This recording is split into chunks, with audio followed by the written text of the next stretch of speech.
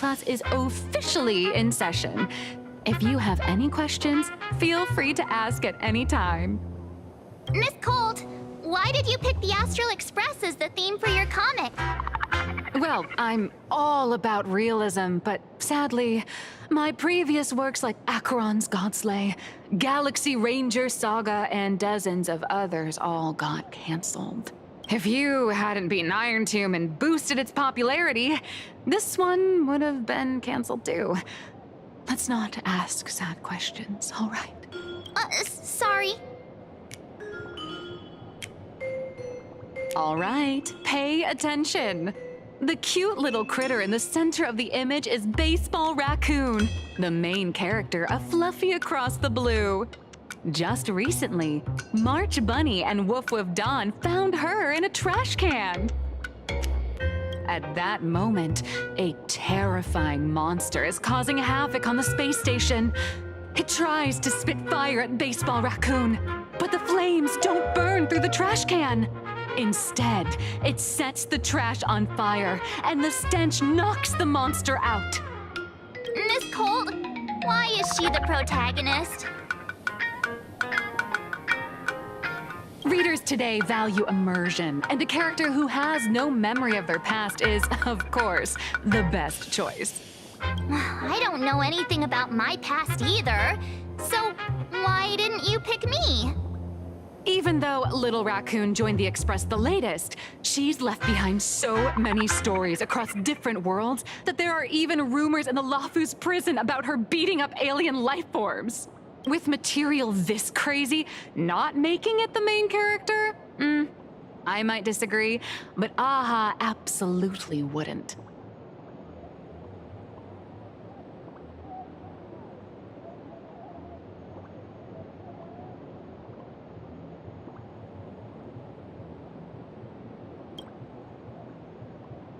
Stick to being the Baseball Raccoon, okay?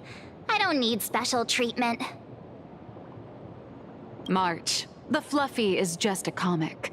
Outside of this, the author and the readers, every character in this world, aren't we all the protagonists of our own lives? That sounds so passionate, Miss... And so, the unruly Baseball Raccoon, the quiet Woof Woof Dawn, and the lively March Bunny formed a trio everyone loves. Actually, I have a question too. Ever since I got punched in the face by sales numbers, I've grasped a universal truth. In today's world, fluffy, cute animals are always a crowd pleaser. Seriously? Even I feel like I can't compete with Pom-Pom's cuteness. Designing the adult versions took some work. After defeating the monster, Baseball Raccoon accepted an invitation from the other fluffy animals and boarded the Fluffy. Here, the protagonist meets three big animals with distinct personalities. First, the adorable and universally loved conductor, Pom-Pom.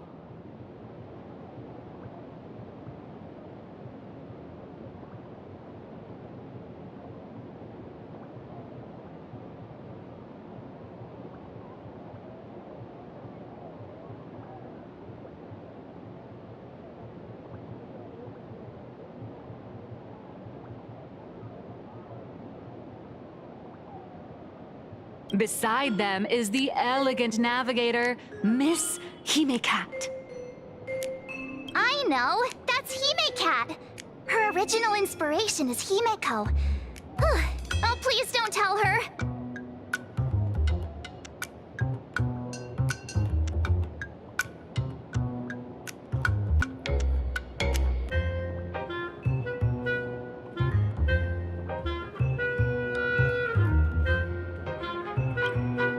The big brown dog on the other side, see? His name will shock you. That's right, he's... Mr. Yang! Just Mr. Yang.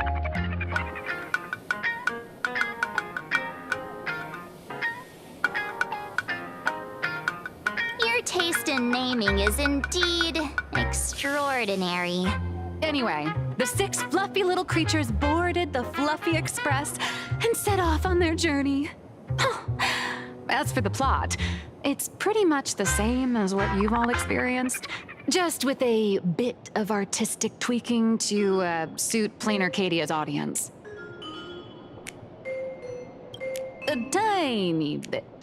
In the comic world, which is even more cutthroat than the Phantasmoon games, if you don't cater to the reader's tastes, it's nearly impossible to survive. Once upon a time, great comic artists had the luxury of 100 chapters to build things up. Now, if you don't hook readers within 100 pages, you're done. Readers today are hard to please, and authors have to come up with ever more shocking and sensational material. Doesn't this remind you of the Phantasmoon games? Looks like you're all familiar with the characters from the Fluffy. Now, let me talk about some of the creative challenges I'm facing.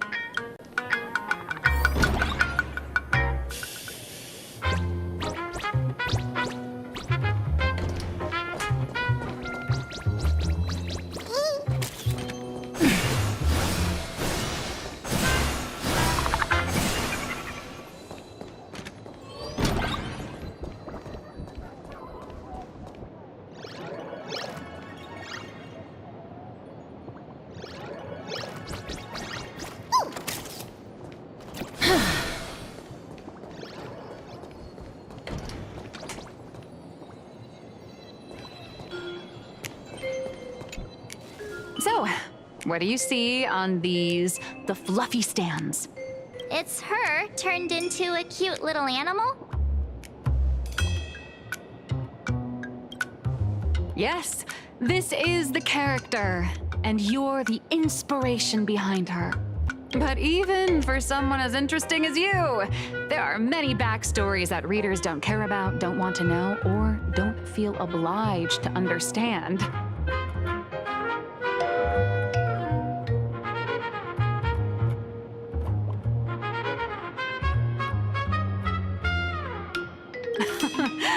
A comic artist's job is to capture the most interesting parts and present them to the readers.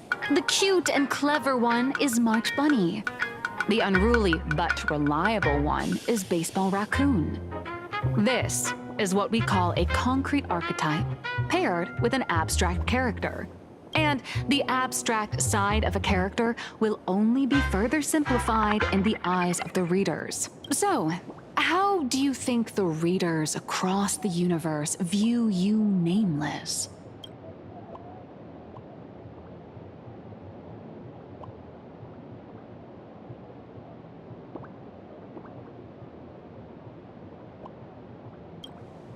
Don't underestimate your influence.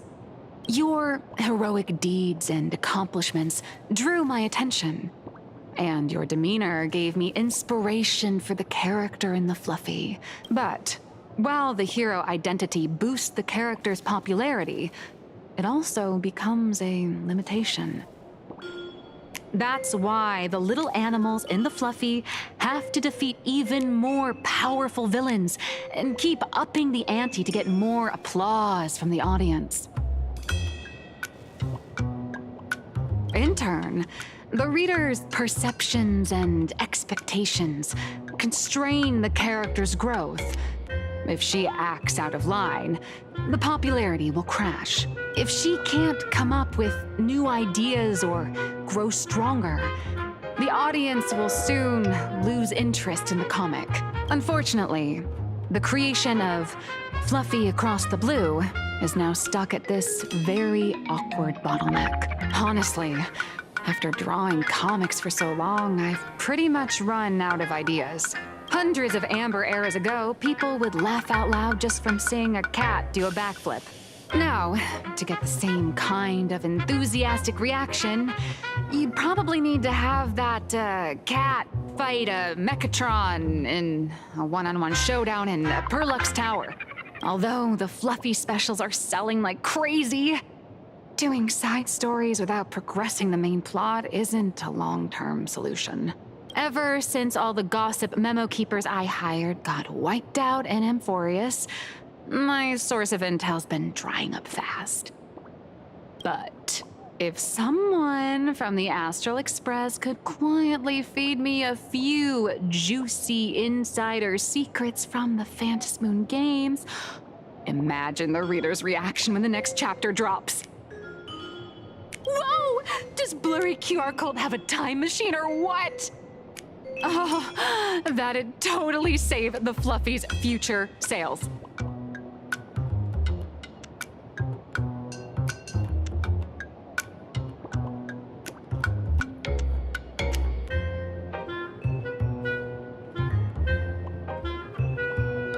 After all, my little Furbo crew already works for you. Just have them slip me a copy of the Phantom Moon Games press release. Let's call it buying your exclusive adaptation rights. We'll do a 50-50 split.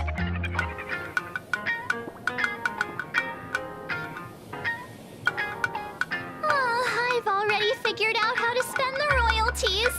First, I'll buy Pom Pom 10 new outfits, then get Himeko a brand new coffee machine. And after that... All right, since we've got the profit split sorted, looks like my creative block won't last much longer.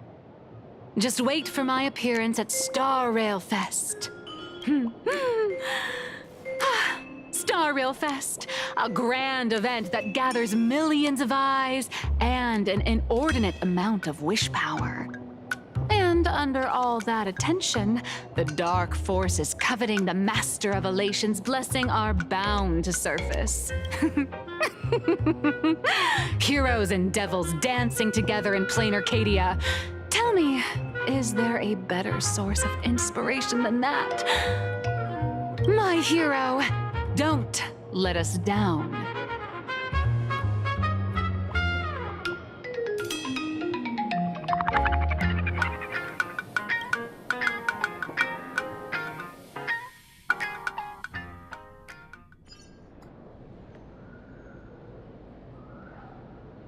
A supplicant is the master of wish power, but wish power can also become the shackles that bind the supplicant, forcing them to fulfill its desires.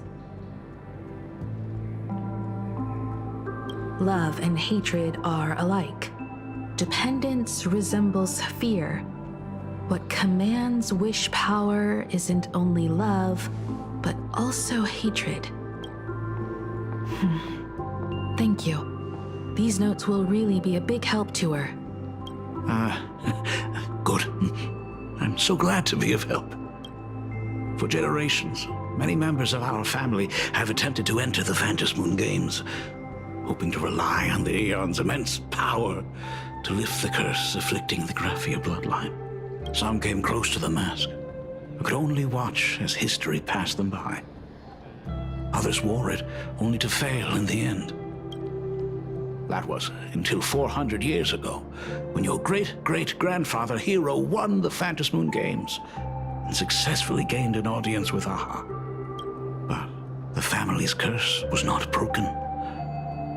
In his notes, he wrote, "Just as the god of destruction cannot cradle a bouquet, so too is the god of elation powerless against a curse. Such is the cycle of cause and effect." Father, are you wondering what it was that healed me? I know you're keeping something from me. But I don't care what cured you 15 years ago. As long as you're alive, I can wait until the day you're ready to tell me. Still, as a father, there are things I must say, even if you don't want to hear them. As an artist, I'm fascinated by fleeting lives. How they struggle and suffer, and in doing so, reveal a brilliance worthy of time's memory. But as a father, I can't stand by and watch my daughter walk into tragedy. I bless you to be a hero, to welcome the same end as Akivili. Those are words I could never speak. The road ahead is shrouded by uncertainty, and that's why someone must take the first step to trailblaze a path others can follow. I can't stop you, even though every part of me wishes you'd stay. But this is your choice, my daughter's choice. All I can do is stand by you quietly and pray you'll come back safely. Do you still remember the bedtime story I used to tell? They say there was once a princess in the sky. Day and night she painted in her celestial garden, untouched by the joys and sorrows of the mortal world. One night, a thunderous sound echoed from her painting. Curious, she stepped inside. Through seas of flowers, across mountains, until she reached the world's edge. There stood an ancient tower, so tall it pierced the heavens, so vast it seemed to hold the universe itself. Climbing the endless staircase, the princess reached the summit, and from there she saw the world beyond her garden. In the distance, she heard cries, the voices of people burning in raging fire. From that tower of infinity descended the world painter to walk the mortal realm. With a single stroke of her brush, she brought forth 1,000 imaginae, turning the tide against destruction. To go where there are cries, to go where there are flames. That is the meaning of Murata. Beyond the family name, my interpretation of our ancestors' name, Graphia, is also the hope I place in you. Here we go. Whatever choice you make, if this is truly what you want, then go. You use those steps to blaze upon trails, paint the world as you see it. Thank you, Dad. By the way, how's your health? You haven't picked up any bad habits like smoking or drinking while I was away, have you? As the Dean of Graphia Academy, I still have to set a good example for my students. My tendinitis keeps acting up. My herniated disc is getting worse. Hey, Michael. How long will you be staying? At least until the lunar cycle shifts. I'll stay here in Lane Arcadia until then. I see. If only the Phantom Moon to stay full forever. Here we go. Safe travels on the trails ahead.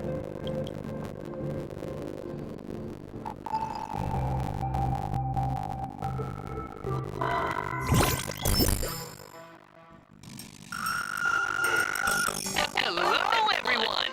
Welcome to Foolish TV's special news segment. Hi, everyone! I'm your host, Zoe! The SUBSCIRBE Fest exhibition venue funded by Prolux Corp and constructed by TurboGen Heavy Industries has officially been completed! Thanks to modern imagenesis technology, it's only a day for the Skyline's lookout cloud to take on a completely new look.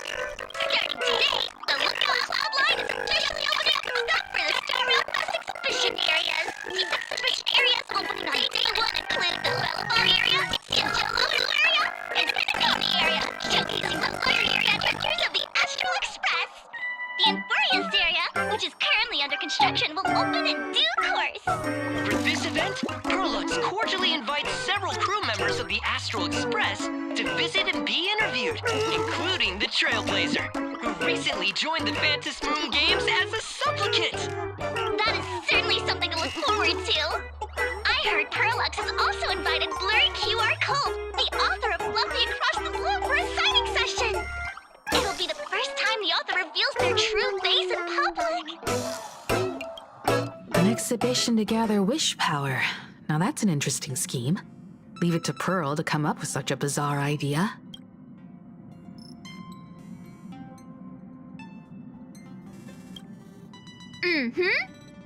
is also mobilizing Perlux's resources to promote us. When I talked with Pearl, I shared with her the idea of becoming a sail, advancing and retreating together. This collaboration could truly bring out the best of our respective strengths. Sometimes I wonder if Jade invited us here with the intention of giving her colleagues a winning edge in the Phantom Moon games. For Pearl, this Eonic game is probably also a good opportunity to observe and study the way we operate. Though, compared to our usual opponents, this Intellatron executive is a surprisingly rational decision maker. Her proposal for cooperation seems more trustworthy than most. It's not rationality that concerns me. It's the irrational factors. Exactly. News of the Dovebrook bloodbath has already blown up online. The Department of Aberration Defense tried to clamp down on the rumors, but plenty of people are still linking it to the Herald of Death from 15 years ago. With such a large crowd gathering there, this exhibition could very well become a target for the new Herald of Death. Pearl must have contingency plans for situations like this, right?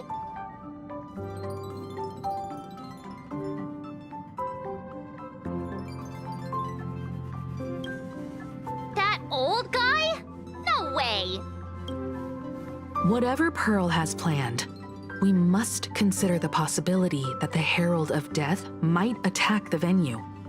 We won't just be there to showcase the Astral Express to the people of this world. We'll also need to stay on high alert for any suspicious activity. It's about time. You should get going.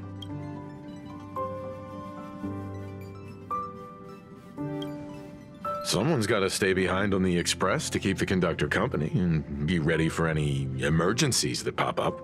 You guys have fun out there, but stay safe. Contact me right away if anything comes up. They're both out on a mission with General Yao Guang. Don Hung is tracking Blade's whereabouts, while Sunday is working with Miss Ting Yun. Both of them are tied up. Looks like they won't be able to make it to the exhibition this time. Looks like the heavy burden of documenting our travels falls on yours truly once again. I'll make sure to snap tons of pics so I can tell you guys all about the exhibition when we get back. Star Rail Fest, here we come! This place is rich with the sweet scent of flowers. Can we stay here for a while longer?